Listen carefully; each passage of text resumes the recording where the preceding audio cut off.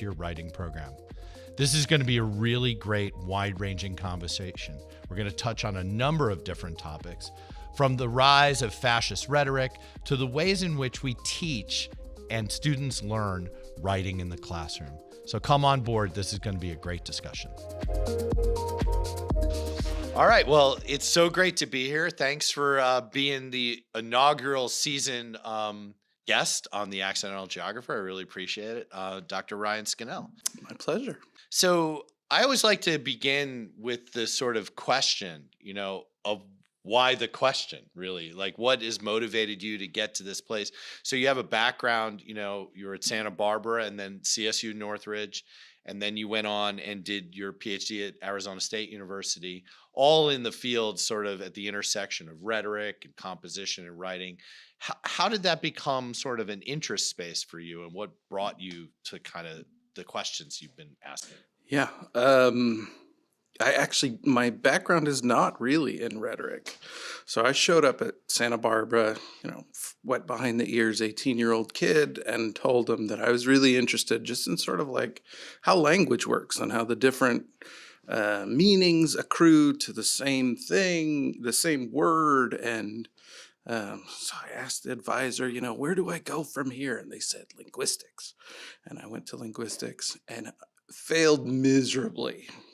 So from there, I just sort of scooted over into English and thought I'd hang out there as I tried to figure out where to be. And so I got my undergraduate degree in literature, and then I went and got a job in a bank and worked for 3 years in a bank, and I hated it. So I decided to go back to school, had an undergraduate degree in lit, went back to school at Cal State Northridge in lit, and I got there and took a class in teaching first-year writing and fell in love. That was it. And I just really hadn't even known rhetoric existed, and fell into it from there, and then from there to PhD and all the other things. The question really for me at its sort of highest and most abstract level is, how do groups of people, huge groups of people, countries, communities, all these sorts of things, how do they make collective decisions? And how do they change their minds as a group? And I expect I'll probably never actually answer those questions. Yeah, it's in some ways a question without an answer. Exactly. In that way. Much of what we do in the academy is meant to be about, actually, Right. is seeking out those questions. So it is a fascinating. I started as a chemistry major, ended up with international relations and East Asian studies with a minor in Japanese. It's a common story even for most students, right? They find their way in. So you ended up, and it is interesting because linguistics on the surface is about the language, and there's a field like the Chomsky analytic side, and not the analytic side, the rhetorical side of Chomsky. But Chomsky's own work is like, I've heard him talk about linguistics. I'm with you. I'm like, it's one of the social science fields I have a really hard time, it's complex, and they do very technical analytic work. And so you drifted more towards that English, and I think you minored in history as well. So you've always had this interest in sort of the emergence of the idea, where it might have come from, and what does history tell us a little bit about that? Is that fair to say? Absolutely. Yeah. So you go on it. So what was your master's on then when you were at Northridge, and then you started teaching writing, which is great that you love it, because there's so many people who actually go, well, I'm an English major, but I'm the literature person, and now I got to teach this writing stuff. Very different sort of connection, right? The teaching the writing part is the best part, right? Yeah. It's it's those kids who I was, the young, wet behind the ear, 18-year-old, not really sure what's happening. And so rarely do we get to encounter them in spaces where they're trying on new things. Yeah. And I'm endlessly fascinated by them.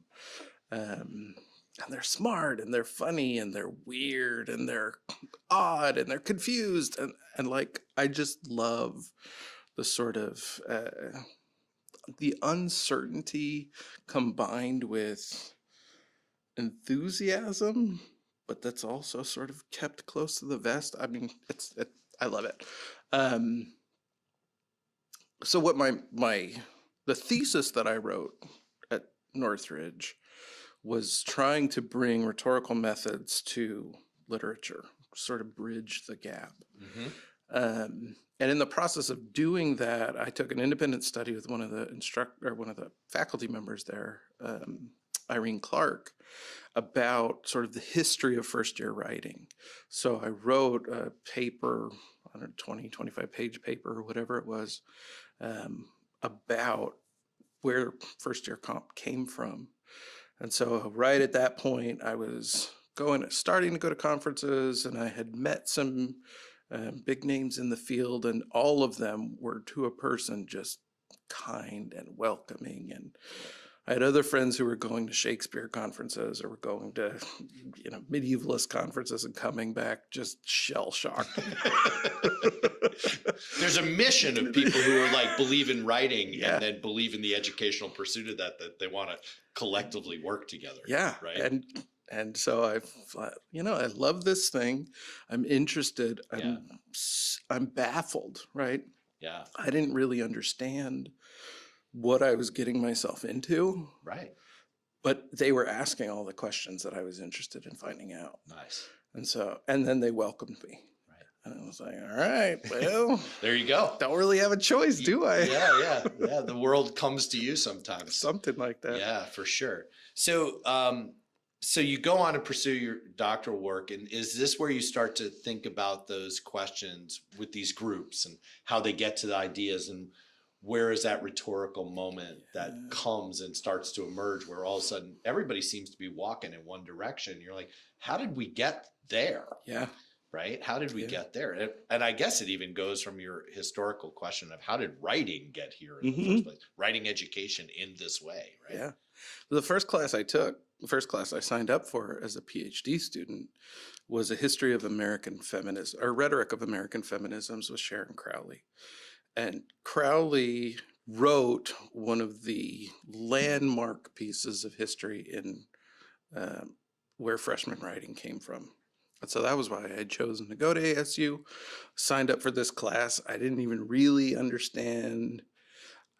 I knew that she was teaching the class. I knew that the class was called, it was like 650 history of something, history of social movements or something like that. But I didn't even know that it was about feminism till I showed up.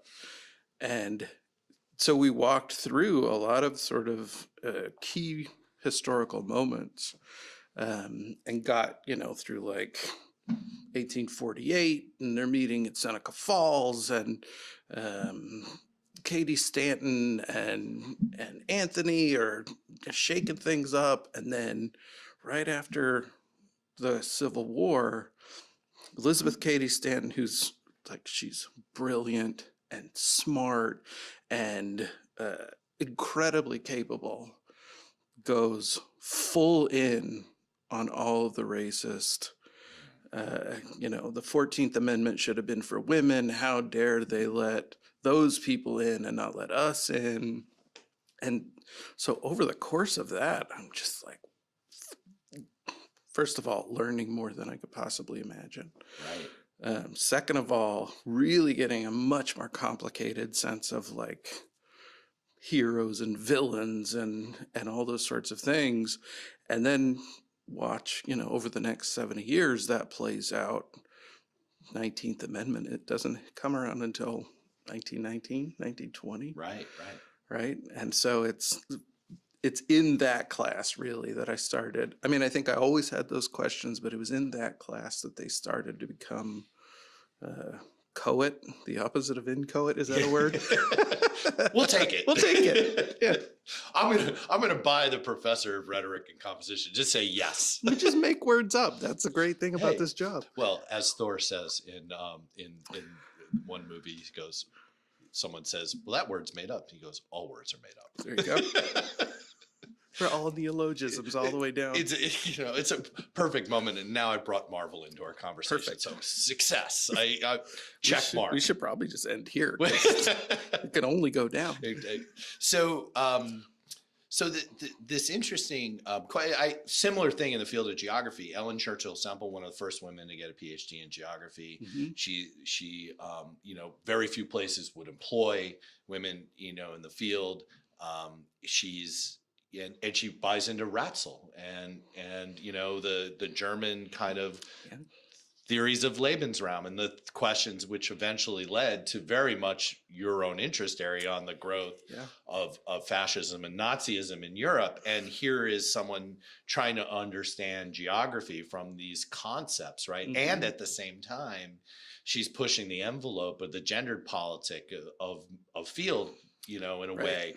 And so when I've even taught this, when I used to teach this work a lot, I was like, the easy answer is to say, she's embedded in this racist ideology. The more interesting question is why at this moment in time are these ideas coming together and then being exemplified through the thought? Yeah. And I think in this moment in time where we're jumping so fast into the rhetorical flourish and like getting in, we're failing to step back and ask where the idea came from and why Mhm. in a thoughtful way. And I know that's important to you because you've spent a Yeah. lot of time digging in on that question. Yeah. Well, and for me, this is the paradigm that you're describing is age old, right? We're easily sold the idea of heroes and villains, right? That this person's always been good and this person's always been bad, and these sort of oppositions that serve us really well in some important ways, right? If we're Romans going to war with the Phoenicians, it's good to know that you should be fighting for a particular team, and that you're not fighting your own people. Now, should we go to war? That's a different question. Is it worthwhile? But when you're on the battlefield, you like to know which team you're playing for, I suppose. But those sorts of oppositions that seem so clear in some ways really fail us in other ways and become almost Trojan horses, right? Like everybody loves, let's say, Thomas Edison, right? Thomas Edison, America's greatest inventor.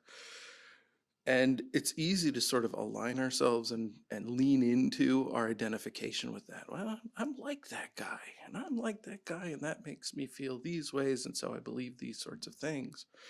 But when you sort of screw down on them, right, that Elizabeth Cady Stanton, in my case, turns out to be invested, and not just like using, but deeply invested in visions of race and gender and class that I find in some ways abhorrent. Yes. And so it's in those places that I want to understand, like not just how did she get to it, though I think those are interesting questions, and not just how does she sort of convince other people to follow her, but like how do you hold those things together? Mm-hmm. And then how do I make a coherent sense of self and knowledge and vision and action that takes what's possibly good from her without just wholesale taking on the good or the bad? Yeah, and I think that's so there's two layers here. It's sort of understanding that intellectual kind of history and the ways in which those ideas come together and whether or not we can or should, and Right. sometimes we shouldn't parse those things out. Right. But the other side of it is how these ideologies, for lack of a better word, get embodied Mhm. in the practices of people. And then Mhm. that oppositional space that you're talking about becomes reified. Yeah. And much of Western epistemology, Western thinking is very much that binary logic. And it plays out very, very powerfully, particularly in the context of some of the work you've been interested in. Yeah. Is that where your emergent sort of questions, for example, around the rise of fascism and fascist rhetoric come? Is that where you start to ask those sorts of? Well, actually, where I started to ask those was around Trump. So in 2014, I just finished my first book, which was a history of first-term composition in the academy. And I was moving here. I'd gotten offered the job here. And so in the summer that I was moving from Denton, Texas to San Jose, Trump announced. And so I had some time, I had some freedom, I had some availability. I'd been interested in political rhetoric for a long time, but I was really sort of interested in what was going on with Trump. And I wrote an article, it was the first public facing article I wrote about Trump for the Washington Monthly. And basically what I argued was that lots of pundits are saying people are going to write him off as a candidate because he's too chaotic and he's violent and he's promising to ruin everything. Yeah. And my argument was basically that that's why they like him, that things are bad. And if things are bad, the candidate who says, I will break everything, has a certain cachet. And so started watching Trump pretty closely, and within a month, people were comparing him to Hitler. All through the late summer and early fall of 2015, there's stories breaking in the New York Times. His dad had been at the KKK rally in 1948 or whatever it was, and I mean, just like an endless stream. He's got Mein Kampf, a copy of Mein Kampf that he keeps on his bedside table. And I just became sort of wrapped up in those questions. Is this a fair comparison? Yeah. Basically. Right. And there are not good answers to that question, even though lots of really intelligent and really knowledgeable people are trying to have good answers to them. Yeah. They just don't really exist for thinking about him as a person who uses rhetoric. Well, the interesting question, and it's interesting. Thank you for kind of walking us through how you got to that question, because from there, it's kind of driven now, sort of right. Like you've dug in on some of the things, including some of the, and it's timely, around the questions, the way that this rhetoric is playing out. But this interesting moment around Trump as an example, but more importantly, the bigger question of what is he pulling from? And my question really is around that, is whatever's available. Sure. Which is a contextual moment, because it hasn't always historically been so easy to pull from so many different things at once. Mm-hmm. But there's so much information in front of us now that you can pull on all kinds of thread and then just recontextualize yourself. Mm-hmm. Do you see that with Trump, his ability to kind of just pick up and go with wherever that moment seems to be? Yeah. So what the comparison between Trump and Hitler is in many ways not fair at all, right?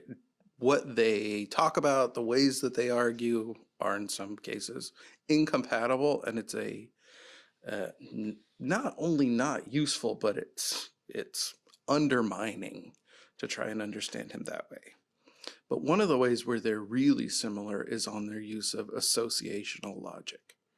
So when politicians generally talk about politics, they have a pretty linear logic. It's a thing you have to learn. It doesn't come naturally, right? You have to learn to connect A to B and B to C and C to D. And Trump is not in any way compelled by that series of... He finds it unnecessary. Unnecessary altogether. So he does this sort of associational thing, right? It's like, that thing's bad, we're not like that, therefore we're good. Or we are good, we don't like that thing, therefore it's bad. And so he plays into, in very similar ways to what Hitler did, in identifying things that are good and things that are bad and opposing them to each other.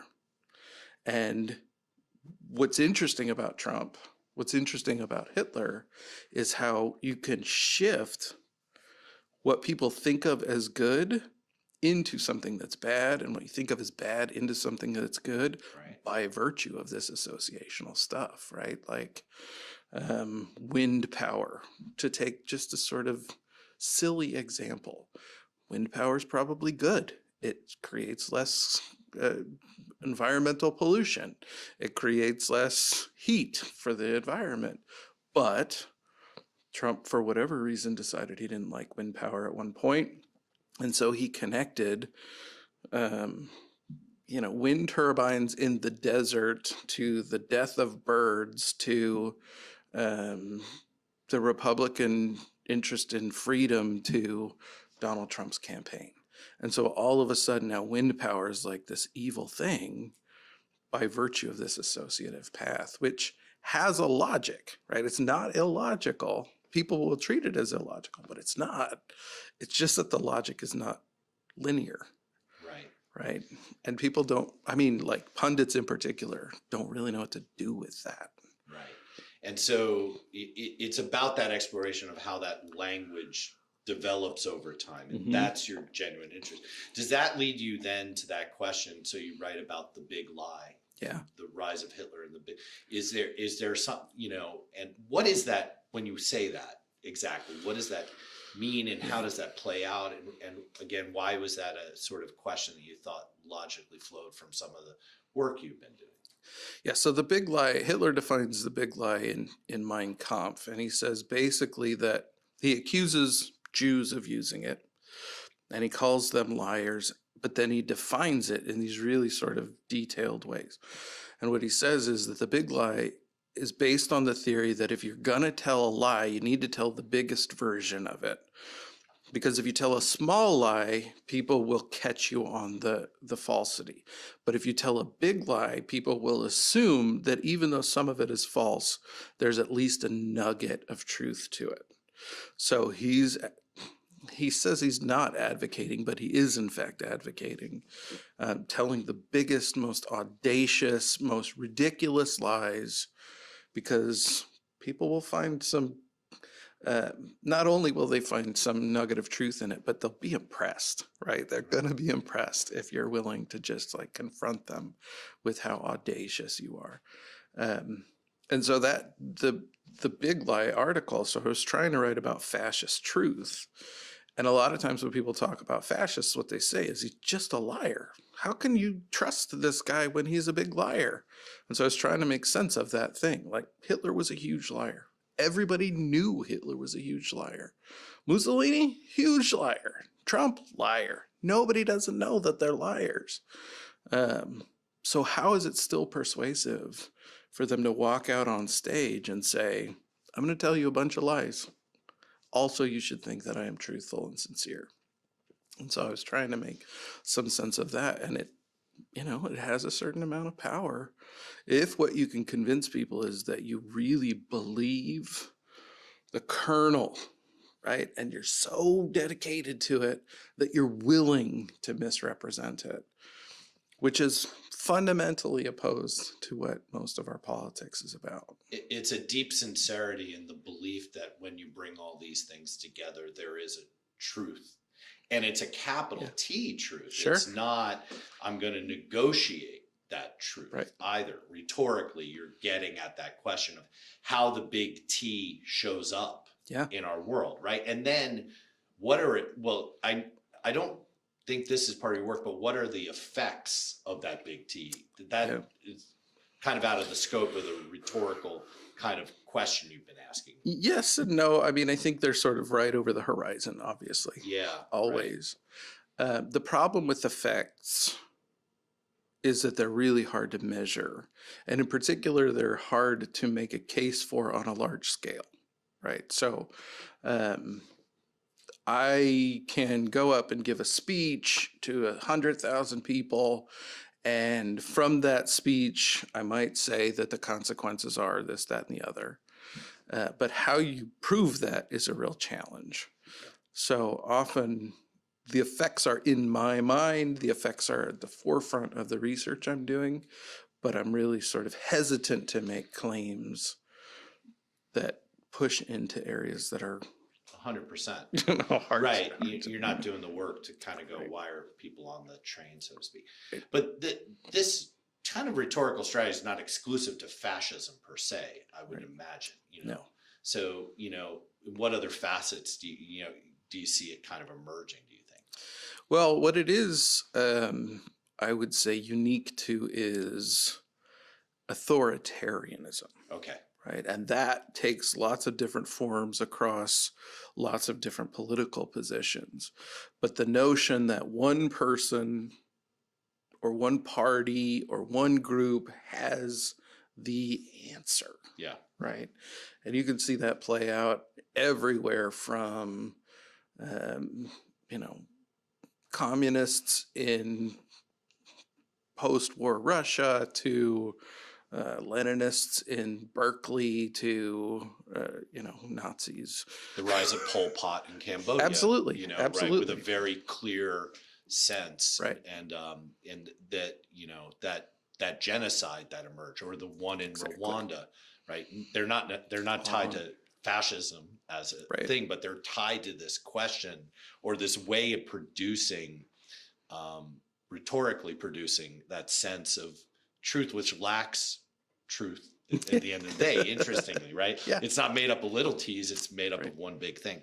So yeah, it's a really interesting question, and the right time to be asking it, obviously, I think, within the context of this. I've also noticed, like, from your own kind of professional career, and I do want to get back to the writing question, because I do think it's really interesting, and where you do the research and think about that, and where writing is going, because I want to, probably what I want to touch on there, right? But you've also been very much engaged as a public intellectual, and we brought some of that to the campus, but even before we fully invested in that as a campus, you've been thinking about, how do I take my ideas and that I'm working on in my field and put them in the Washington Post or the Hill or other things. What got you thinking? And you even talked about that when you were first going, hey, how does Trump emerge? I should write a little bit something about that, because not all academics see themselves as public intellectuals or have public scholarship. So what drew you to that? Why do you see is it important? How does it inform back then the larger scholarly project you're interested in? Yeah, it's I have lots of answers to this question. Part of it is a really sort of simple sense that I want at least some of the work and the writing that I do to be accessible to my mom, my dad, people that aren't academics, that don't have a long academic history, but that nevertheless have been incredibly supportive and are, foundational in my life and my development. And I want them to have some things that they can, that I can write for them. Part of it is a disciplinary thing. I mean, rhetoric is by definition invested in civics. And so since Socrates, earlier than that, right? The pre-Socratics are invested and involved in running the city and running politics. That's right. So it's always part of the disciplinary question. And part of it is just that I am a bit of a writing geek, and I want to try and do things that I don't know how to do. So part of it was like, okay, once I've learned how to write a dissertation and learned how to write a journal article, what can I do that's different that I don't really know how to do? Yeah. I found the first time I wrote, it was actually during the Great Recession, and when the system and the state did big budget cuts, and I got a piece in the LA Times op-ed section about the budget cuts and what the implications were going to be. And I ended up on Which Way LA with Warren Olney. Yes. And never thought in a million years, this was the thing I would do. And it's a completely different way of writing and engaging. It's shorter, it's pithier. There's not a lot of commas. We don't need 7 clauses, Exactly. Right? We don't need, an academic flourish. But to get to a cadence, it's not natural for an academic to get there. But I do think it's important, because I do think we have quite a bit to offer. I mean, in fact, that's why we trained, was to ask these questions and put them out there in the world. And sometimes there's consequences for that, but that's important as well, to learn from that. But how is that, when you think about it, how is that writing different for you? Well, I think a lot of people think about it as being the simplification of your ideas, right? If you can just distill down. In fact, I've talked to several people who are like, it's like teaching, right? You take something that's complicated and you distill it down into something that's easier for people to digest, who don't have, all the academic training. We'll say training. Yeah. Weirdness, as the case may be, right? They didn't spend all the time reading the stuff that we obscurely read. Yeah. And I don't think it's that at all, right? I think that it is a very hard kind of writing, in some ways much harder than academic writing, because you have to figure out how to distill things in ways that make sense, that uphold your own sort of ethical beliefs, right? You don't want to just like go spouting off unfounded claims, but you have to say it all in a very short spot. And it's, so I don't think it's like teaching at all. In teaching, I have lots of opportunities to clarify and repeat. That's right. That's right.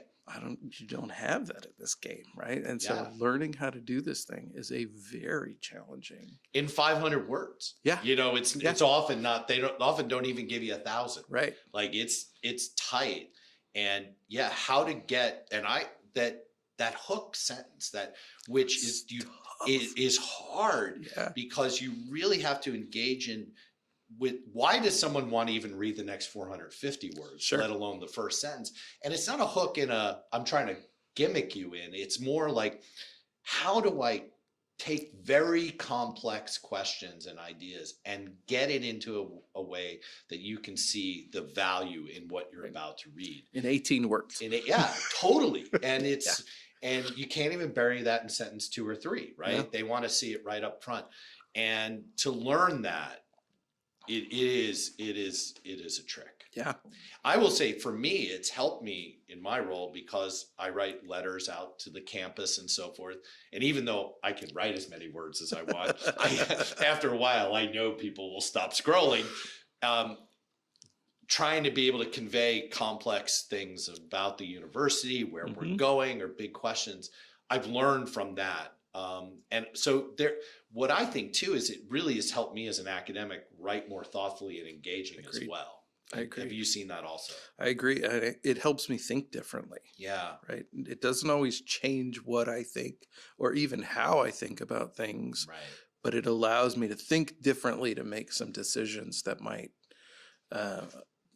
approach the idea differently. So through this entire journey that you've been on so far, you've also held on to this question of the writing, like as an academic area, like how do we think about writing? How do we teach writing? And I know you've even recently written a piece like about producing PhDs, how many should, like the questions. Why are there so many of us? Why are there so many of us? And yet many English people with undergrad degrees and the president of the United States actually probably tied to the ability to think about some of these questions. But so how has your thinking about writing and the teaching of writing evolved over time relative to this career you've developed around the question of how writing programs even emerge and why and what they're doing?